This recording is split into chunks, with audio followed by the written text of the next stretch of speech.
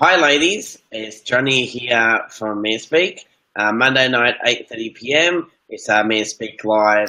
And tonight, of course, is Interview with a Man. And tonight, I've got a special guest in the name of John Ciark. Now, John is actually comes from a background of actually being divorced twice. So he was actually married the first time for 29 years, had two children during that marriage. That ended, when he was at 50 years old. Stayed single for a while, and then met someone else, married again, and then divorced that as well. And now he actually, helps other men to get past the trauma of divorce and basically living lives as bachelors. So, what I'm going to find interesting tonight, we're trying to ask some more insights around the subjects around love, dating, sex, and relationship, and be very interested.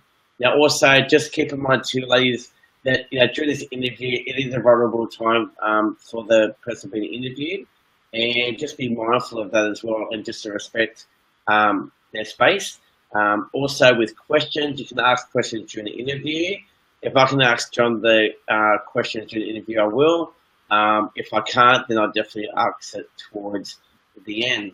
So, no further ado, I've got John here, and welcome tonight, John. Hi there, Johnny. How are you, mate? Yeah, good, thank you. Again, I do appreciate you actually hopping on the call tonight and putting your hand up for this. So just tell the ladies, I've introduced you a little bit, but just kind of give the ladies a bit more of a background or share what you want to share about yourself at the moment. Oh, you want me to tell you? Yeah, well, like you said earlier, I was married for 29 years. I got married when I was 23. My first wife was probably the second relationship I'd been in, straight out of when I was in art college. And, we got married and had two kids. And we lived in Townsville at the time, 20 years over there. And then we came back down here. And shortly after 2000, we split up. All for particular reasons. There was, we weren't satisfying each other's needs at the time. And it sort of ended up somebody else came into my life that kind of did satisfy me in terms of my own personal emotional needs at the time. And so we split up. I left the marriage and, all still good, still very, very close to my first wife and the mother of our kids. So, it's all pretty good in that regard. So I went and did that for, when I first split up, after that initial relationship that I formed after that, which didn't last very long. And I was on my own for the first time in my life, because I went from living with my mother at the time until I was 23, and then I got married and started living with my wife, and then I lived another 29 years like that. And then when I left and that subsequent relationship ended, I was lost. I didn't know what to do. I had no dating experience. I had no social skills, whatever. And so for about 3 years, I floundered in a lot of loneliness and a lot of regret and a lot of pain. It wasn't until I actually found a book about dating that I sort of started reading about it and sort of started buying some of the stuff that was written in the book, and I started going out more frequently, and then went on from there. To about 3 years later, I think it was, I met another lady, and we hit it off really well, and after 3 years together, we got married. And then again, even more surprisingly, 19 months, not 19 months, it was about a year and a half after that, we split up as well. And again, it was a situation where we were not meeting each other's needs, and so just things just split up. And again, the same thing happened. I was pretty much on my own, and even though I kind of knew the stuff, I didn't want to go back out and I didn't. I just sort of withdrew myself. I had been sick as well. I was recovering, so I didn't really want to be involved in anything. And that went on for about 2 years. And then I remember one day, I just stopped in the middle of a daily walk, and I just said, "That's it. I've had enough. No more." And so I got back into it and just started going out, socialising, and so on. So I basically did that, and I've been doing that ever since. Now I'm a bachelor by choice at the moment, and I can change. I don't go looking for my soulmate, as they say, because I know that relationship will find me rather than me going looking for it. And so I don't force anything. I just keep on enjoying my life as much as I can. So that's basically the story. And that sort of led me to coaching other men, because I could, when I was out there and dating successfully, I was being approached by a lot of guys asking me, how I did it, and how do I go about this. And so I started, in a way, teaching them about it. I used to hang out with them or let them hang out with me, and so that went through there, and I kind of liked it, and I thought I'd like to do that sort of more formally. So I did a diploma and got myself qualified. Got NLP practitioner. I've got hypnotherapy. I do a lot of reading on psychology. I do a lot of reading on anthropology, which is really kind of fascinating for me. And so now I teach it. I teach men how to be better bachelors. Now, can I start touching on, I suppose this from a woman's point of view? So tell me, so you were married for 29 years.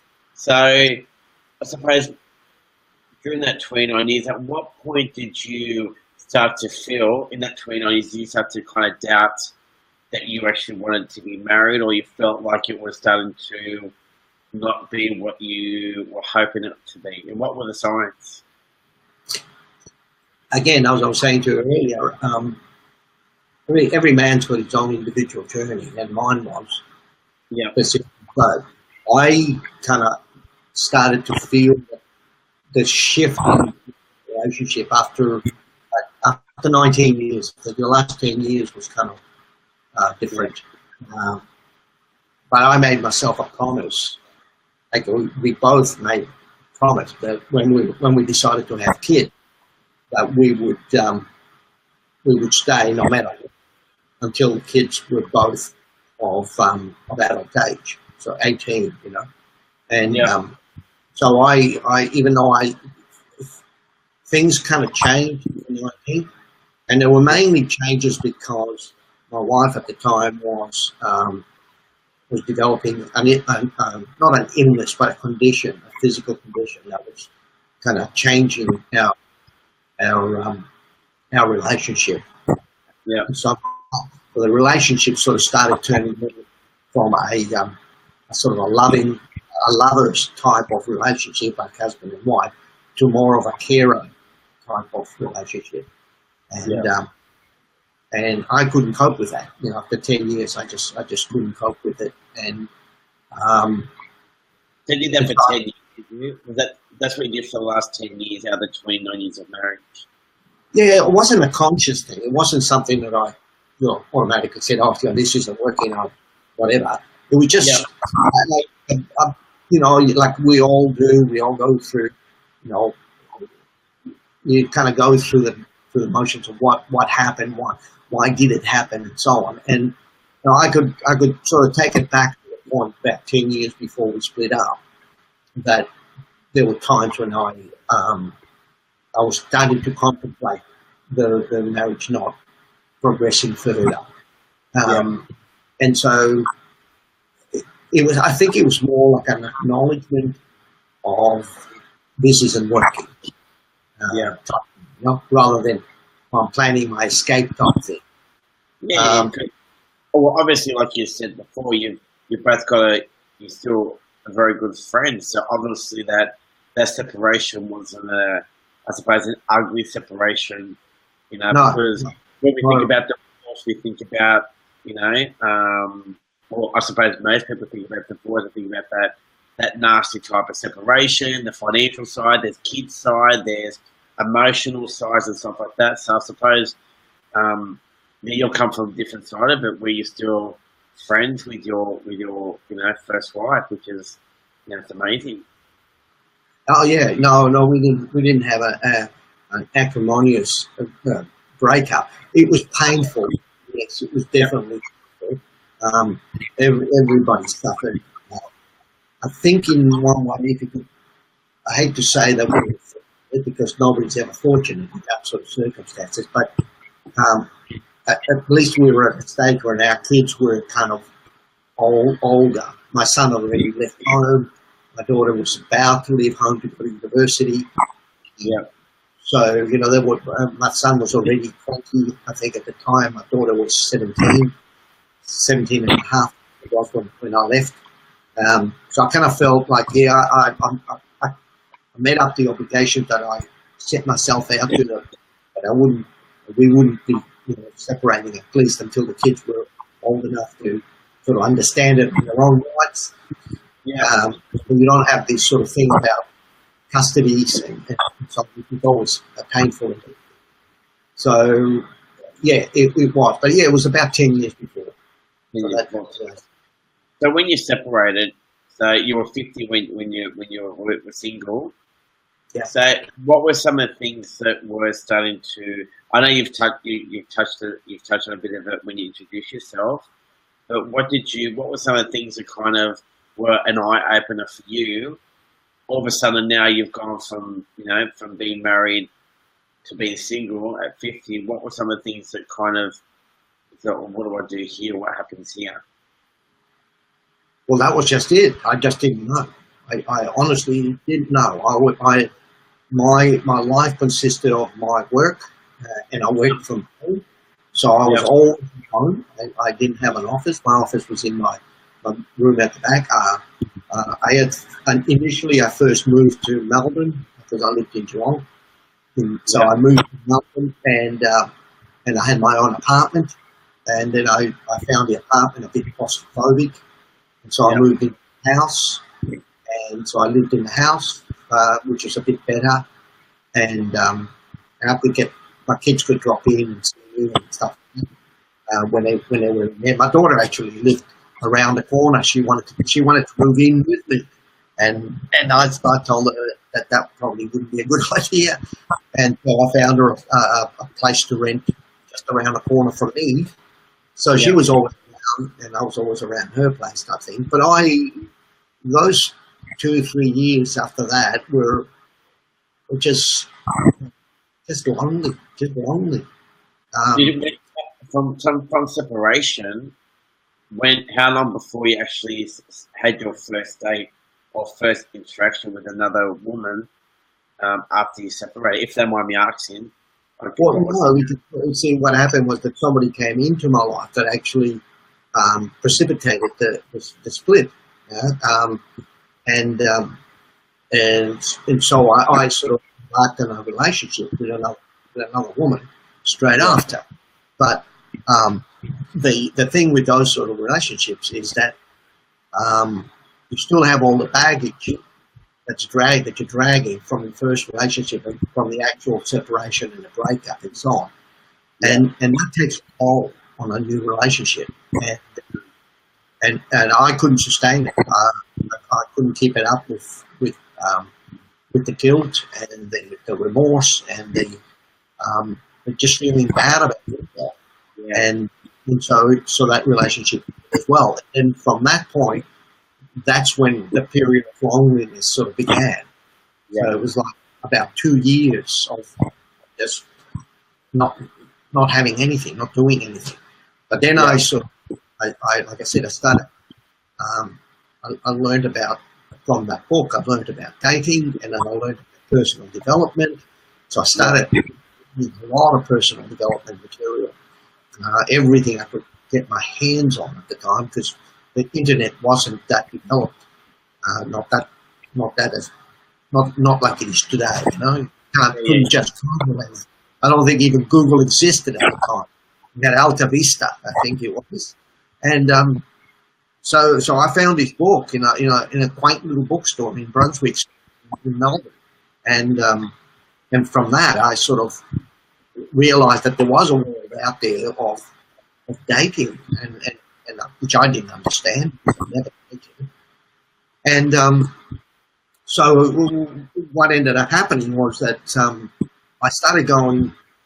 I started meeting other single people, other divorced people, couples, and so on, and they'd invite me to dinners and so on. So the first relationship that I kind of formed was from a dinner that I just had, and even then I was just so inexperienced at it that actually it was the lady that formed a relationship with me rather than the other way around.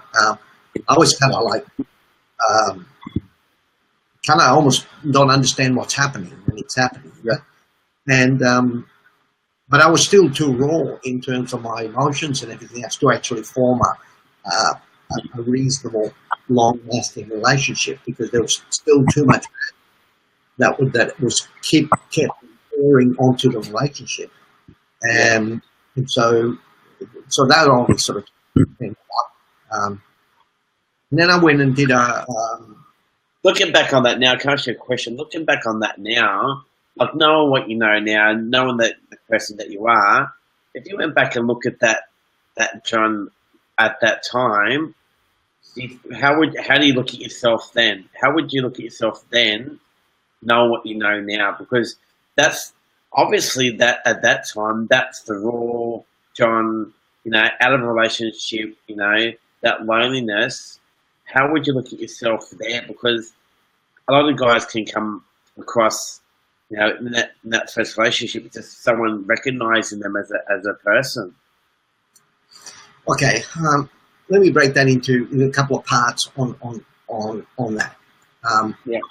First of all, when I look back upon myself back at that time, I was way too hard on myself. Okay? Yeah. I mean, I sort of had a leather thong thing that I just kept beating my back with, and what a bad person I was. So I really down on myself, and that's so unnecessary, because it's not. And it was my first coach that taught me that. My first relationship coach. She was a woman, and she reframed the whole context of the separation. Okay. By the time we'd separated, my wife was a term called chronic pain sufferer. She had a botched operation on her back, and so the pain was a constant factor in our lives. And I try to fix it, like all men try to fix shit. Yeah. We, instead of just sort of like, I'm not a carer type of person in the sense of physical. I try to fix it. So, we do all sorts of things. And it didn't work. And so when we separated, I felt a tremendous amount of remorse, because I felt like I abandoned my partner for my lifetime partner. And I felt that I abandoned my family, I abandoned my kids, and I felt really, really bad about that. It took me a long time to get over that, until my coach reframed the situation. Now, the interesting thing about this, and this is what I'm saying, a couple of parts to the story. Yeah. The thing was that my wife, my first wife, remarried almost 6 months after I went through.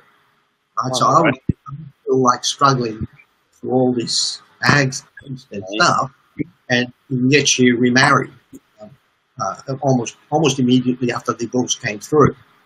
And I was kind of happy. I thought I would be happy when that happened, but I was kind of taken aback, because I've been feeling so bad, and she just got married. Which, by the way, she's still married to the same guy. 15 years later, they're still together, and everything else. And now back to the story with the coach. The coach reframed everything for me in a way that I could accept it and feel right about myself as a human being. And she basically just said that our relationship wasn't working, and that I couldn't provide what my wife needed at the time, not what she wanted. She wanted me to stay and with her and all that. But what she needed was a person that cared for her in all her physical flaws, etc. And I wasn't that man. Right? Yeah. So she said, you needed to step out of that relationship so that this other guy, who is that person, could step in. Yeah. So I got it then. I just saw the wonder of the universe, how the universe has its magical ways of doing things, And so once I saw that as that being the case, that it's so absolutely true, because this guy just dotes on her. He puts up with all the pain and all the other stuff that he has. He doesn't have children. He doesn't have. He's a Jehovah's Witness, so he's deeply religious, and so it's exactly what she needed, and I needed to step out of the way, because if I didn't step out of the way, all I would do is make her more miserable and me miserable, which we already were. We weren't happy about that. So if I was saying anything to my person, the 40-year-old, 45, 48-year-old me at the time, is like, trust the universe and don't be so hard on yourself, just get rid of the baggage, as soon as you can. That's the anchor that weighs us down through new relationships, and it eventually sinks them, because unless you start afresh with everything fresh, you're just burning any new relationship with crap. Yeah, Dirty. It's true. I think you just got to, like you said, you just got to kind of recognize when you're ready, and maybe not the first time, you're not ready. It just depends. There's no rule book to it, is there? I suppose when it comes to when you're going back on it, and I think you just got to have a good hard look at yourself before you actually get into something. To think, why am I doing this? What's the reason behind this? What am I looking for in this relationship? Am I looking for someone to, fill me, or am I already full and just want to share it with someone else? Yeah, I mean, I always say in all new relationships, the relationships form like spontaneous. They're not calculated. They just like the chemistry ignites and it's there, right? Sometimes it can be there with the wrong person. If you don't know, then the baggage that person might be having, you just have this instant ignition of chemistry, and it sets it all off. And so it's kind of different when it all ends, and it can go real bad, some real sort of nasty kind of divorces and so on. So it's amazing. What I find interesting too, even though you two came up with a mutual decision to separate, that she still found someone 6 months later. And I've worked with, I've worked with men previously as well, for ManSpeak, and women. It's always, most of the time, the women found a man before the man found a woman. You know what I mean? Because, and I found this down the track, is that women kind of emotionally attach before the man does. So when it comes time for the relationship to end, she was already more emotionally detached than you were. Not saying it's a competition of who's more detached, but I just seem to find a pattern where the women will, most of the time, I've seen, will get into a relationship much sooner than the man does. The man might go out and have a fling or just something to get that ego boost and get his masculinity back, you know what I mean? But when it comes time for a relationship, um, I find more likely that the woman will get a relationship before the man does. A sustainable relationship, you know what I mean? I might be wrong, I might be right, but that's what I found. I found that very interesting that you two guys, even though it was an amicable separation, she still found it was an amicable separation, but it wasn't mutual. Okay, so it wasn't like when we separated, I left, and it wasn't mutual. She didn't want me to leave, and but I just knew that I had to go, that I had to move on, and so it was not mutual. And at first, that first year, it wasn't happy times. It was lots of fun. Yeah, and that's never a fun time, doesn't it? Which way you look at it, does is it like you said that it previously, there's no. But one thing I kind of knew once the dust kind of settled down, we knew that there was no point in doing, a lot of acrimony about the whole thing, because it just wasn't going to help either of us, and it wasn't going to help the kids either. And we wanted to be able to sort of at least sort of get together as a family afterwards, so that we could, be together without sort of feeling like, creating an air of tension and stuff like that, Yeah. So, but yeah, in terms of her finding another partner, that's the universe. I don't think she calculated on it. One of the things that I learned from all my studies is that, women do the choosing. They have the benefit of being able to choose a relationship. Guys can't do that unless a woman agrees to it. So, men can sort of get themselves head over heels over a woman, but if she doesn't want him, that's it, And the way it's the same, in many ways, it's the same way the other way around with guys, in terms of, a woman can get very attached or fall in love with a guy, and he might not want anything to do with her. But when it comes down to actual fundamental, primal, anthropology, going back to where we actually come from, women do the choosing, and that sort of gives them a bit of an advantage in choosing better relationships. Men, in a lot of ways, are kind of guided by very quick, ephemeral type of relationship that are basically physically oriented rather than emotionally oriented. Emotionally, and I think that's a I think you've touched on it in a good sense there. Yeah. The women more that emotional side of the attachment first, where the guys do the physical side, and then get emotionally attached later. And I've spoken to guys previously and women, like, where the guy goes in, he gets into a relationship, he leaves, but then all of a sudden he goes, oh, geez, actually, I really did like that girl. Then the emotional side kicks in more than the physical, and sometimes the girl's available, sometimes the girl's not available. But yeah, it's I definitely believe that. Now, a lot of it comes through is that I think we've all forgotten the emotional aspect of the courting rituals that we had, back hundreds and hundreds of years ago. Modern society's kind of perverted everything and changed things dramatically, where women are a little bit more empowered than they used to be, and men sort of feel threatened by this. So, in a lot of ways, they don't exercise their emotional intelligence when it comes to relationships. And I think we touched on something that you said before. Sorry, I was talking there.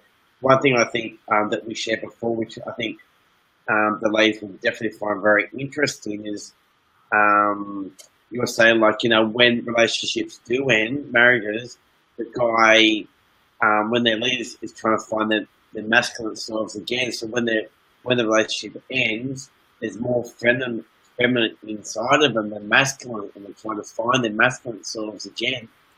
So Yeah, I definitely touch on that part. I love that part that you said that time.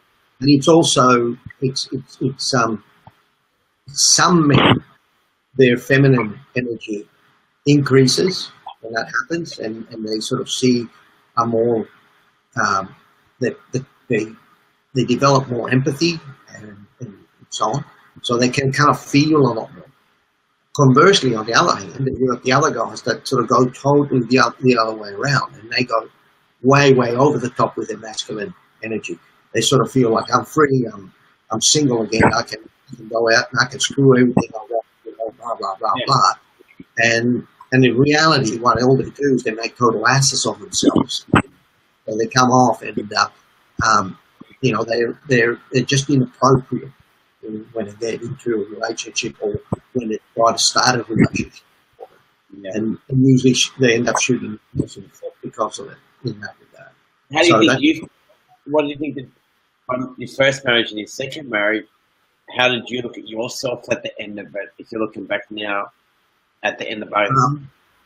At the end of it, again, it comes down to try to analyze what went wrong, and it took me a long time to actually figure out, because on the surface, on face value, there was nothing wrong. I mean, we were like really kind of a real strong couple that we were. But then I realized that, I mean, there were three major things that happened in my life at the same time, and none of them I actually kind of absorbed on a conscious level. Okay, Yeah. There was things that were happening in my life. One was that my health was really badly compromised at the time. So I didn't know it, but I was really in a lot of bad shape. I had prostate cancer, which was fairly kind of threatened my whole body system. It affected my emotions and my anxiety levels.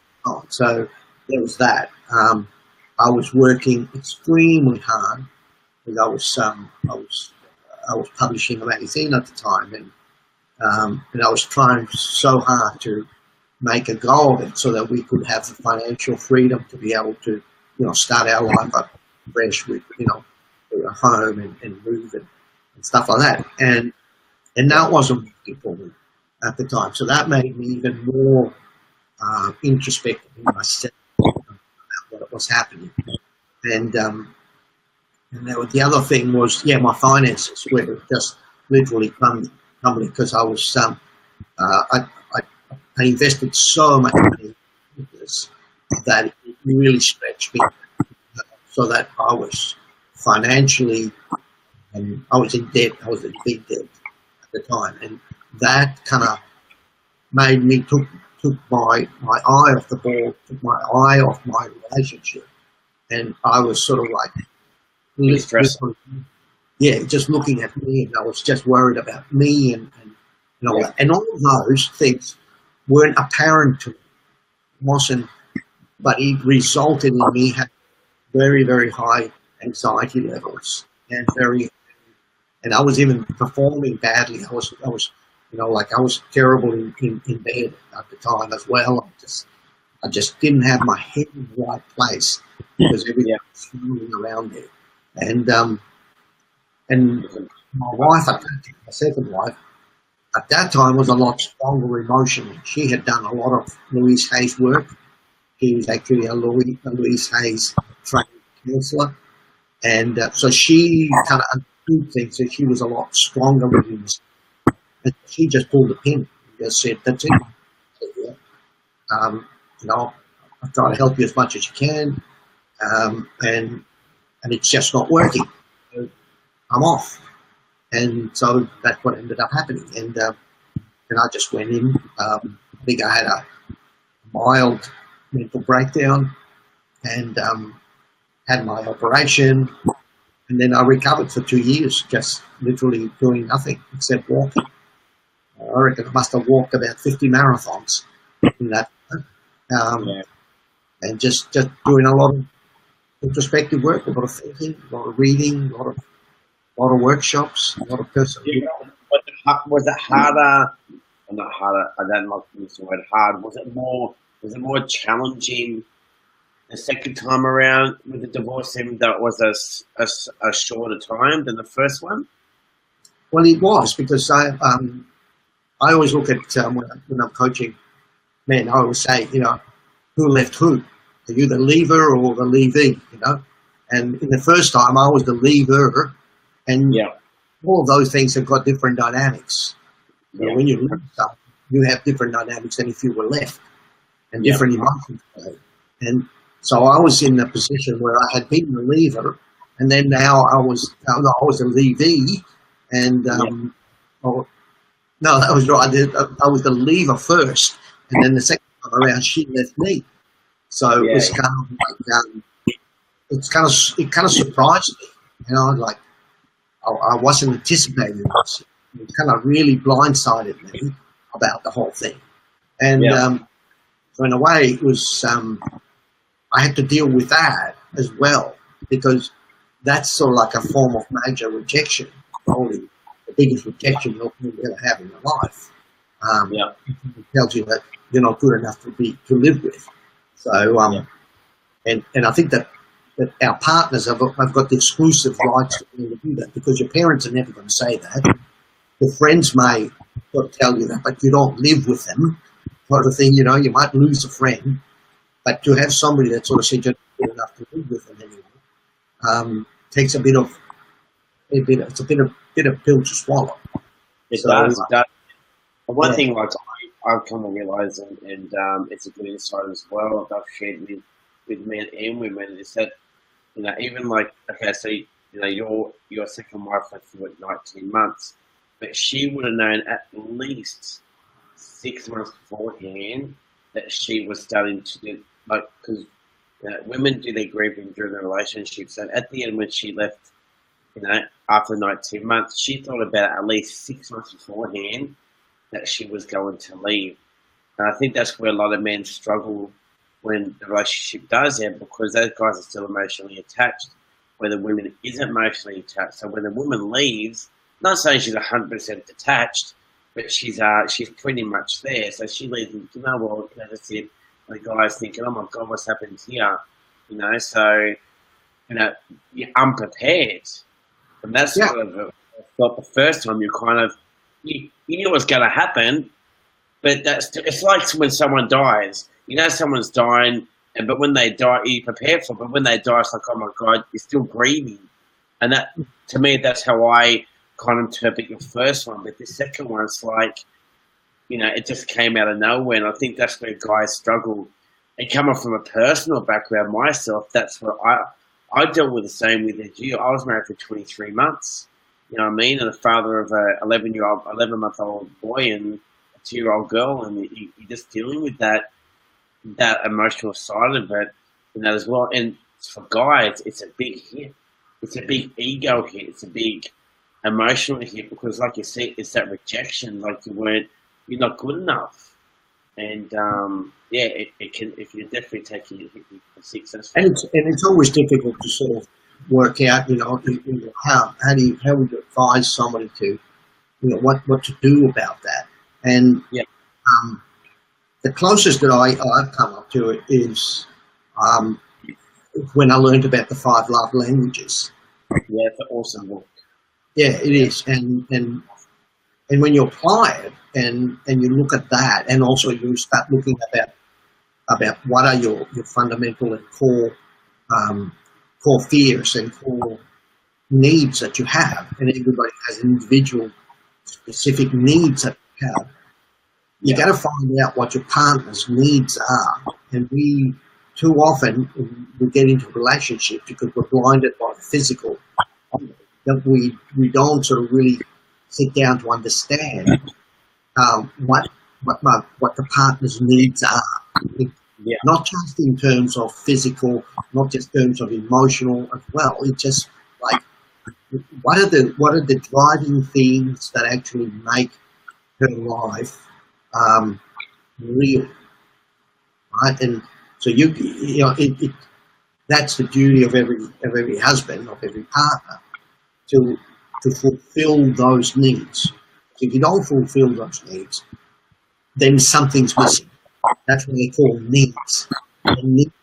Those are things they need to survive.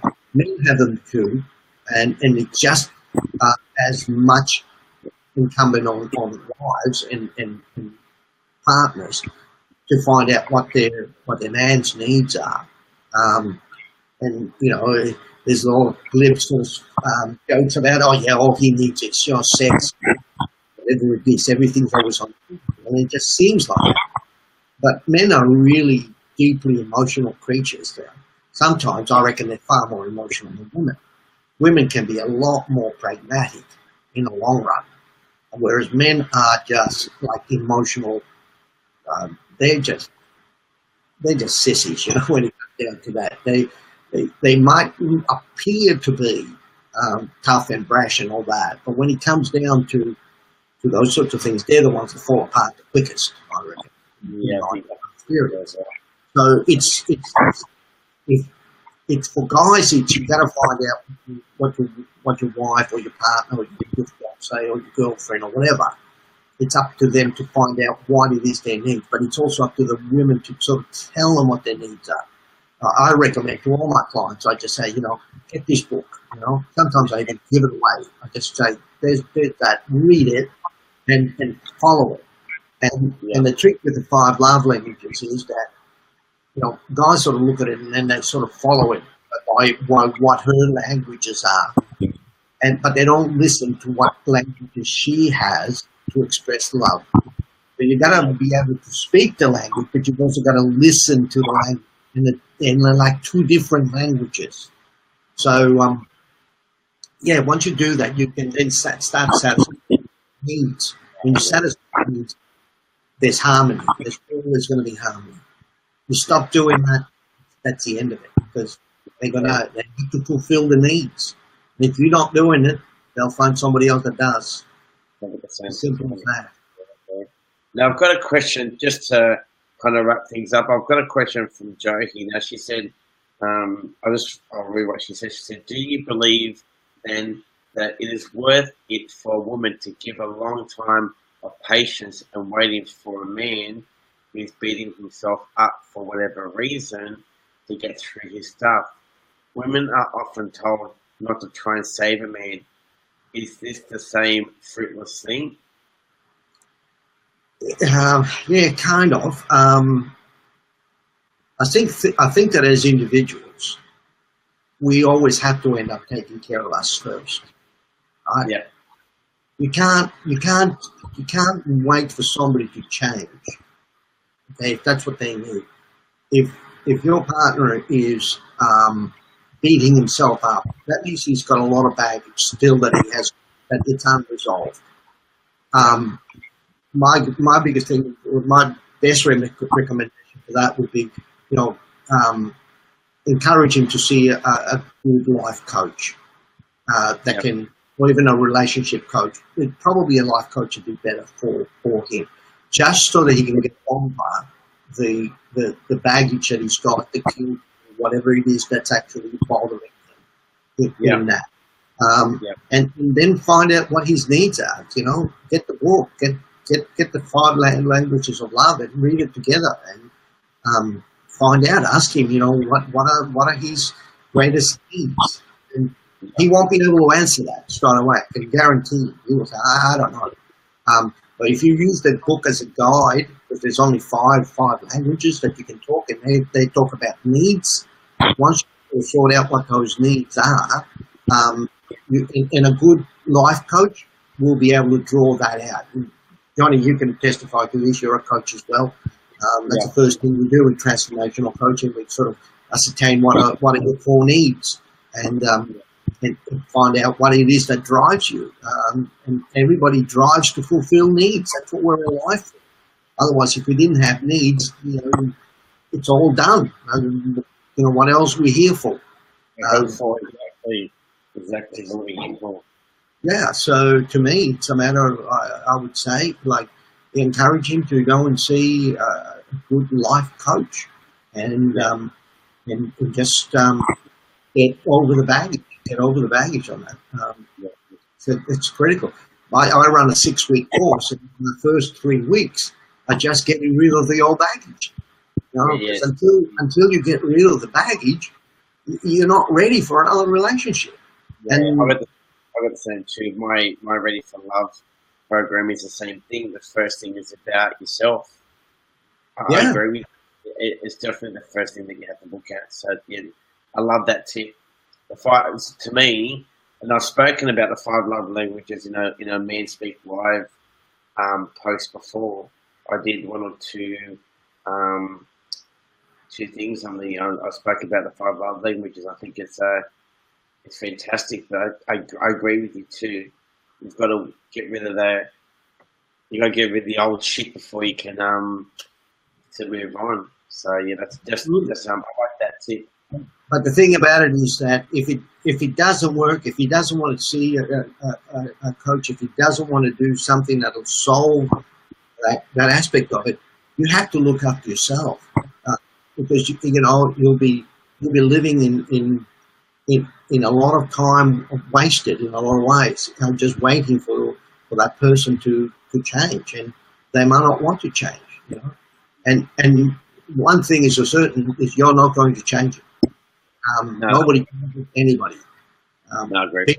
People change themselves, and that's the only way it can work. And so, if things aren't going and things aren't happy, and you're not happy, then you have to start thinking about, what do I got? What have I got in my life? And I keep saying this to all my clients, because a lot of my clients are roughly 45 plus, so they're not young. And I keep saying, look, every month that goes by, that's one less month you've got in a piggy bank. It's sort of, we don't get any more, and we don't know when it's going to end. So to me, it's kind of like, we've got no time to waste on, get busy living or get busy dying, as they say. Keep doing. I don't know. I hope that answered your question.